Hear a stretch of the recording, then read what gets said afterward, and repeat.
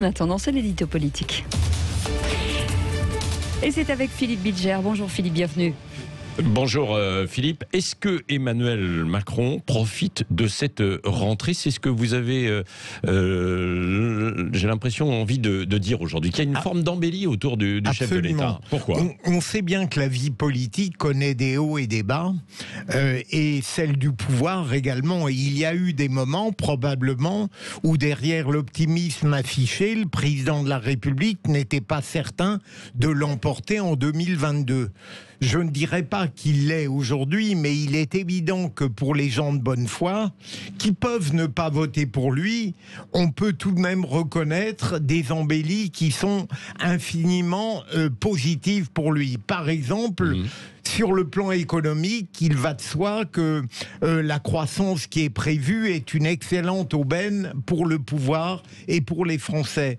Le deuxième élément, c'est que après des débuts calamiteux sur le plan de la gestion sanitaire au sens large, eh bien, il a réussi avec d'autres la politique de vaccin, puisqu'apparemment tout le monde loue enfin une réussite presque totale sur ce plan-là. Ouais, pas tout le monde, enfin bon. Beaucoup. Vous savez à quel point Oui. maintenant c'est une portion congrue qui s'oppose au vaccin.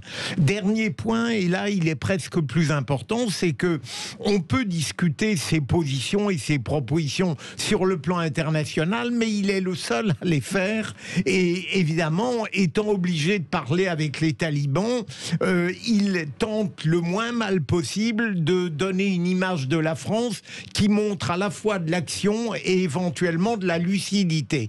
Et donc, ces trois embellies sont fondamentales. Oui, et est-ce que ce n'est pas aussi parce que l'opposition a du mal à se faire entendre, ou en tout cas est en ordre un peu dispersé en cette rentrée? Sûrement, et d'autant plus, Patrick Roger, qu'en ce qui me concerne, je suis moins pessimiste que beaucoup d'autres sur la déconfiture de l'opposition, et je ne parle pas d'Éric Zemmour, je ne parle que des Républicains.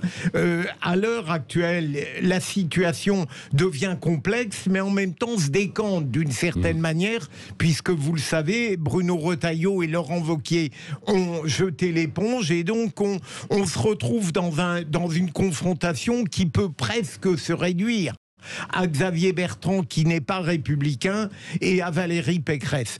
Donc l'opposition, tout de même, n'est pas à l'heure actuelle dans un état tellement splendide qu'Emmanuel Macron puisse s'en inquiéter. Oui, l'opposition complète aussi. Il y a la gauche, bien sûr. Mais bien sûr, Verts, la gauche, absolument. Le PS également, et la France insoumise. Bien sûr. Et puis Marine Le Pen la France insoumise, qui a hier abordé la nouvelle campagne, au fond, qui consiste à dire qu'elle se verrait comme l'incarnation exclusive du peuple.